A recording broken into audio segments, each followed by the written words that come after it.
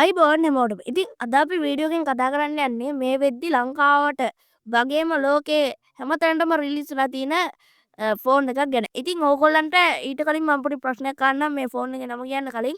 ඕගොල්ලෝ ෆ්ලෑග්ෂිප් ෆෝන් එකක් ගන්නවා නම් සාමාන්‍ය කන්ටෙන්ට් ක්‍රියේටර්ස්ලා එහෙම ෆ්ලෑග්ෂිප් ෆෝන් එකක් ගන්නවා. ඉතින් ඕගොල්ලෝ ෆ්ලෑග්ෂිප් ෆෝන් එකක් ගන්නවා නම් මොන ෆෝන් එකටද ඕගොල්ලෝ යන්නේ?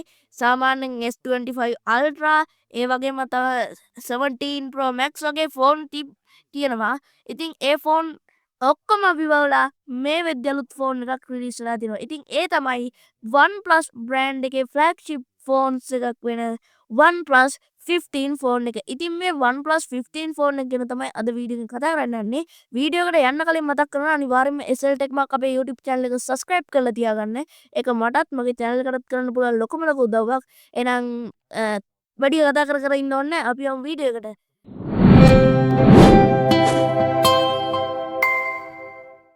හරි මුලින්ම මේ ෆෝන් එකේ බිල්ඩ් ඇන්ඩ් ඩිසයින් එකෙන් මේ ෆෝන් එක ගැන කතා කරන්න පටන් ගමු. අපිට මේ ෆෝන් එකේ බලා ගන්න පුළුවන් වෙනවා ග්‍රෑම් 211ක බරක් ඒ වගේම මිලිමීටර් 8.1ක තික්නස් එකක්. ඒ වගේම බිල්ඩ් එක ගත්තොත් ග්ලාස් ෆ්‍රන්ට් එකක් ඇලුමිනියම් ඇලොයි ෆ්‍රේම් එකක් සහ ග්ලාස් බැක් එකක් බලා ගන්න පුළුවන්. ඒ වගේම අපිට මේක සෙරමික් ෂීල්ඩ් ග්ලාස් වලින් බලා ගැනීමේ හැකියාව තියෙනවා.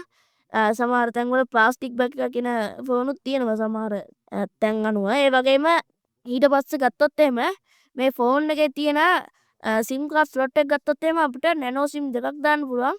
හැබැයි eSIM එකක් දැමීමේ හැකියාවක් තියෙනවා. හැබැයි ඕගොල්ලන්ට maximum 2 කියලා තමයි දාලා තිබේ. ඒ කියන්නේ maximumly 2 use කරන්න පුළුවන්. ඒ කියන්නේ SIM දෙකක් use කරන්න පුළුවන්. SIM තුනක් use කරන්න බෑ මේකේ එකපාර.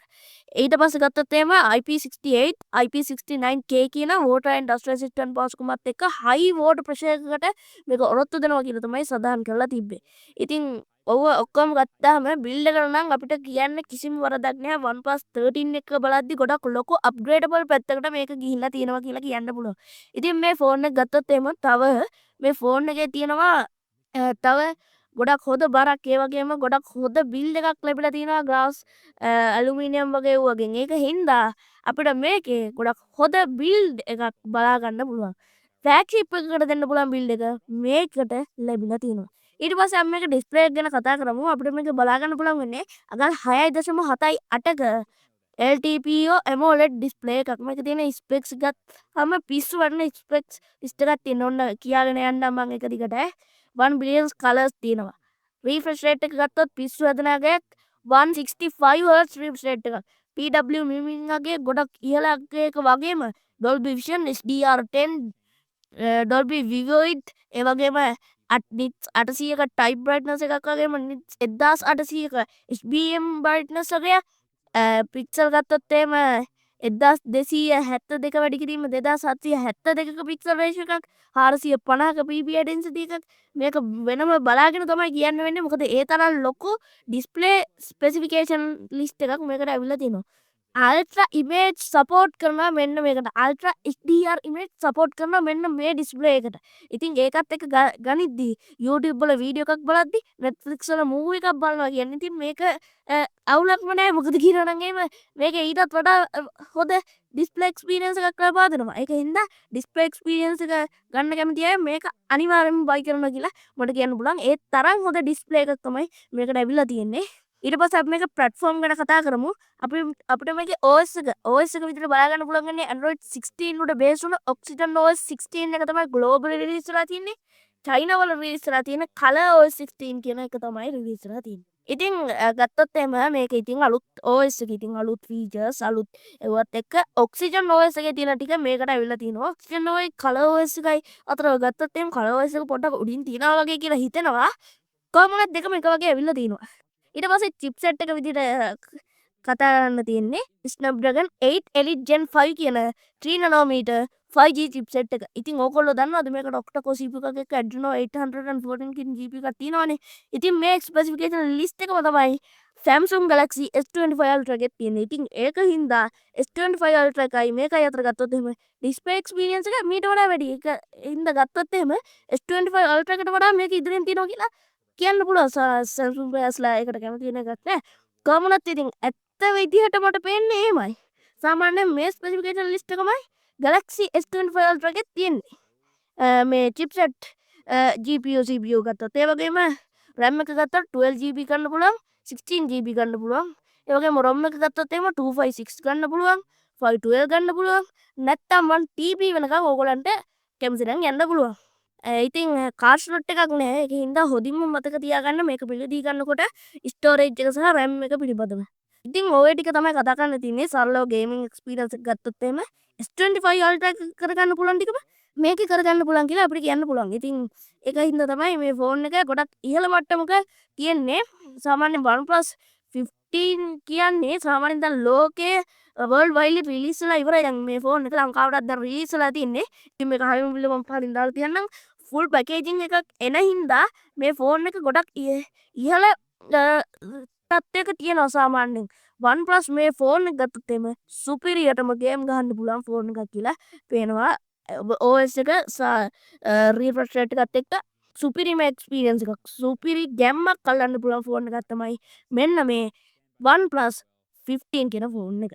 ඊට පස්සේ හැමෝම බලන් ඉන්නේ ෆ්ලැග්ෂිප් ෆෝන් එක කිව්වම හැමෝම කැමරාව ගැන තමයි මුලින්ම අහන්නේ. හරි ඉතින් කැමරාව ගැන ඉස්සෙල්ලා කතා කරමුකෝ දැන්. ඉතින් අපිට මේක ට්‍රිපල් කැමරා සෙටප් එකක් බලා ගන්න පුළුවන්.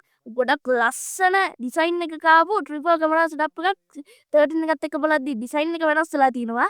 ඉතින් ඒකත් එක්ක බලද්දි ට්‍රිපල් කැමරා සෙටප් එකක් ඇවිල්ලා තිනවා. මේකෙත් මම බලාගෙන කියන්න තියෙන මෙච්චරයි 50 megapixel f1.8 aperture එකක් තියෙන 22mm wide lens එකක් තමයි මුලින්ම තියෙන්නේ. ඒකේ අපිට multi detection PDF සහ OIS පහසුකම් බලා ගන්න පුළුවන්. ඒ වගේම ඊළඟට අපිට බලා ගන්න පුළුවන් 50 megapixel f2.8 aperture එකක් තියෙන මිලිමීටර් 80ක periscope telephoto lens එකක් 3.5x optical zooming අපිට මේක බලා ගන්න පුළුවන් PDF OIS ඒකෙත් තියෙනවා. ඔයගොල්ලන් අල්ට්‍රා වයිඩ් ෆොටෝ ගන්න කැමති අය ඉන්නවනේ මෙතන. ඉතින් ඒගොල්ලන්ට හරියන 50 megapixel f2.0 aperture එකක් තියෙන 16mm PDF තියෙන අල්ට්‍රා වයිඩ් lens එකක් ඇවිල්ලා තියෙනවා. ඉතින් ඒකත් එක්ක බලද්දී මේ ෆෝන් එකේ තියෙන කැමරා සෙටප් එකේ ඔය ස්පෙસિෆිකේෂන් ලිස්ට් එක සරලව මම මේක කියන්නද? මේ ෆෝන් එකේ තියෙන මේ කැමරා සෙටප් එකෙන් අපිට S25 එකේ තියෙන ගානම් බලා ගන්න පුළුවන්. ඒ වුණාට මේකේ ඊටත් වඩා ඉහළ අගයක තියෙනවා. ඒ මොකද කියනවා නම් අපිට මේකේ ගොඩක් ලොකු ෆීචර්ස් ලිස්ට් එකකුත් ඇවිල්ලා තියෙනවා. laser focus, color spectrum lens, ඒ වගේම LED flash, HDR panorama, LUT preview වගේ ගොඩක් දේවල් ඇවිල්ලා තිනවා. ඒ වගේම වීඩියෝ ගත්තොත් එහෙම 8K වීඩියෝ එකක් 30 fps වලින් රෙකෝඩ් කරගන්න පුළුවන්. ඒක යන්න එපා ෆ්‍රේම් රේට් ගන්න අඩුයි. ඔයගොල්ලෝ 4K තමයි ගොඩක්ම දැන් තියෙන්නේ ඊළ වගේ විදිහට ගන්න. 4K වීඩියෝ එකක් රෙකෝඩ් කරනවා නම් 120 fps වලින් රෙකෝඩ් කරගන්න පුළුවන්. auto HDR, gyro EIS, Dolby Vision, LUT කියන ෆීචර්ස් උත් එක්ක වීඩියෝ පැත්ත, ඉමේජ් පැත්ත ඔක්කොම එකට කරගන්න මේ ෆෝන් එක සුපිරියක් කියලා කියන්න පුළුවන්. ඉතින් ඊළඟට අපි කතා කරමු මේකේ තියෙන selfie කැමරාව ගැන. සිංගල් ලෙන්ස් එකක් තමයි එන්නේ. ඒක සිංගල් ලෙන්ස් එකක් තමයි ඇවිල්ලා තියෙන්නේ 32 megapixel ඇවිල්ලා තියෙනවා. f2.4 aperture එකක් තියෙන 21mm wide lens එකක් ඇවිල්ලා තියෙන්නේ. HDR panorama මේක තියෙනවා. ඉතින් ඒගොල්ලෝ selfie කැමරාව නම් වැඩි ලොකු ෆෝකස් එකක් දීලා නැහැ කියලා තමයි පේන්නේ. කොහොමත් මේ selfie කැමරාවටත් ඒක අවශ්‍ය ෆ්ලැග්ෂිප් ෆෝන් එකකට අවශ්‍ය ස්පෙસિෆිකේෂන් ලිස්ට් එකක් දීලා තිනවා. ඒ වගේම ගත්තොත් එහෙනම් අපිට මේකේ 4K වීඩියෝ එකක් 60 fps වලින් රෙකෝඩ් කරගන්න පුළුවන්. කැමරා සෙටප් එක නම් මරු කියලා කියන්න පුළුවන්. සාමාන්‍යයෙන් මේ ප්‍රයිස් රේන්ජ් එකේ රිලීස් වෙන ෆෝන් වල කොහොමත් කැමරා සෙටප් එක හොඳයිනේ. ඉතින් මේකේ කැමරා සෙටප් එක ගොඩක් ලොකු තැනක තියෙනවා. ගොඩක් ලොකු තත්ත්වයක තියෙනවා. ඒක හින්දා ඔයගොල්ලන්ට මේකේ ගොඩක් හොඳ එක්ස්පීරියන්ස් එකක් ලබා ගැනීමේ තියෙනවා. ඒ වගේම මේකේ වෙනම ගත්තොත් එහෙනම් මේකේ AI ෆීචර්ස් AI ගොඩක් තියෙනවා. AI පැත්ත බේස් වෙලා ඒක හින්දා AI ගත්තොත් එහෙනම් ගොඩක් ලොකු ලිස්ට් එකක් තියෙනවා. ඉතින් AI ගැනත් හොඳින් මතක තියාගන්න මේ ෆෝන් එකේ AI වලිනුත් පරිපූර්ණ ෆෝන් එකක්. ඊට පස්සේ සවුන්ඩ් ගැන කතා කරමු. අපිට මේකේ ස්ටීරියෝ ස්පීකර් එකක් තමයි දීලා තියෙන්නේ. ඊට පස්සේ 3.5 ජැක් එකක් ඇවිල්ලා නැහැ. ඉතින් මේ සවුන්ඩ් එකට ඒගොල්ලෝ හයි රෙස් ඔඩියෝ සර්ටිෆිකේෂන් එක තියෙනවා. ඒක හින්දා මෙන්න මේ සවුන්ඩ් එක ගත්තොත් එහෙනම් සුපිරියක් කියලා කියන්න පුළුවන්. හොත සවුන්ඩ් එක්ස්පීරියන්ස් එක අපිට මේ ෆෝන් එක හරහා ලබා ගැනීමේ හැකියාව තියෙනවා. ඊට පස්සේ අපි මේකේ කොමන්ස් ගැන කතා කරමු. අපිට මේකේ Wi-Fi, Bluetooth 6.0, GPS, NFC, integrated port, ඒ වගේම OTG වගේ භාෂාකම් ඔක්කොමත් එක්ක මේක පොසිෂනින් ගත්ත GPS එක එක වර්ගේ ඒවා තියෙනවා. ඉතින් ඒ ඔක්කොම මේක බලා ගන්න පුළුවන්. ඉතින් ඒක හින්දා කොමන්ස් පැත්තට නම් කතා කරන්න දෙයක් නැහැ සුපිරි. USB type C තමයි බලා ගන්න පුළුවන් වෙන USB cable එක. ඉතින් NFC තියෙන හින්දා ඔයගලන්ට හොඳ මට්ටමක එක්ස්පීරියන්ස් එකක් මේක හරහා ගන්න පුළුවන්. ඉතින් ෆීචර්ස් ගැන නම් ඉතින් කතා කරන්න දෙයක් නැහැ. සෙන්සර්ස් පැත්ත ගත්තොත් එහෙම ඉතින් ෆින්ගර්ප්‍රින්ට් එකක් ගොඩක් අය බලනවා. ඉතින් ෆින්ගර්ප්‍රින්ට් එක ගත්තොත් අන්ඩර් ඩිස්ප්ලේ තියෙනවට තමයි ගොඩක් අය කැමති. ඉතින් අන්ඩර් ඩිස්ප්ලේ ෆින්ගර්ප්‍රින්ට් එකක් මේකට ඉන්ක්ලූඩ් කරලා තියෙනවා. ඇක්සලරෝමීටර් එක, ප්‍රොක්සිමිටි සෙන්සර් එක, ගයිරොස්කෝප් එක, කම්පාස් එක, බරෝමීටර් කියන ඔක්කොම තියෙනවා. ඉතින් සෙන්සර්ස් ගත්තත් අවුලක් නැහැ. සුපිරි කියලා කියන්න පුළුවන්. සවුන්ඩ් කොමන් සෙන්සර්ස් සුපිරියටම ඇවිල්ලා තියෙනවා. අපිට මේකේ කතා කරන්න බැරි උනේ බැටරි එක. බැටරිය ගැන අපි අන්තිමට කතා කරන්නේ මේක බැටරිය ඒ තරම් ලොකු ස්පෙසිෆිකේෂන් ලිස්ට් එකක් ෆ්ලැග්ෂිප් ෆෝන් වල තියෙනවා ස්පෙසිෆිකේෂන් අභිබවල ලෝකේ හොඳම ෆ්ලැග්ෂිප් බැටරිය මේක කියලා අපිට කියන්න පුළුවන්. මොකද අපිට මේකේ මිලියම් පියව 7300ක ලිතියම් අයන් බැටරියක් බලා ගන්න පුළුවන්. ඉතින් මේ ෆෝන් එක ඔයගොල්ලෝ වයර් charge කරනවා නම් 120 watt වලින් ගන්න පුළුවන්. ඉතින් 120 කියන්නේ සාමාන්‍ය 100ක් charge කරන විනාඩි 40ක් යනවා. 150කින් වගේ ඔයගොල්ලෝ charge එක ගලවන්න හිතන් ඉන්නවනම් විනාඩි 15ක් ඇතුළත ඒක charge වෙනවා. ඒ වගේම 50 watt wireless charging තියෙනවා. 10 watt reverse wireless charging තියෙනවා. 5 watt reverse wire charging තියෙනවා. ඉතින් ඕවත් එක තමයි ඇවිල්ලා තියෙන්නේ. දැන් කියන්න තියෙනවා ඒ තමයි ඔක බයිපාස් චාර්ජින් දන්නවනේ මේ බයිපාස් චාර්ජින් සාමාන්‍ය මිඩ් රේන්ජ් ෆෝන් වල තමයි ගොඩක්ම එන්නේ. මොකද කියනවනම් බයිපාස් චාර්ජින් එච්චරම මේ ෆ්ලැග්ෂිප් ෆෝන් වලට ඇතුළත් කරනවා මම දැකලා නැහැ. හැබැයි මේකට බයිපාස් චාර්ජිනුත් ඇතුළත් කරලා තියෙනවා. ඉතින් ඕගොල්ලෝ ගේම් ගහන්න වගේ මේ ෆෝන් එක ගන්නවා නම් බයිපාස් චාර්ජින් තියනවා කියන්නේ ආයේ සුපිරියක්ම තමයි. ඉතින් ඔහොම තමයි කතා කරන්න තියෙන්නේ. සම්පූර්ණයෙන්ම මේ ෆෝන් එකට සුපිරියටම මේක ඉන්ක්ලූඩ් කරලා තියෙනවා. ඉතින් ඕගලන්ට හිතන දේවල් මොනවද අනිවාර්යෙන් පාලින් කමෙන්ට් කරන්න. නොදන්න යාළුවන්ටත් දැනගන්න මේ වීඩියෝ එක ෂෙයා කරන්න. මේ වෙනකම් වීඩියෝත් එක එකතු වුණාට ඕගලන්ට ගොඩක් ස්තුතියි. ආයෙත් සෙල්ටෙක් මාකටිං අපි හම්බෙමු ඊළඟ වීඩියෝ එකේ.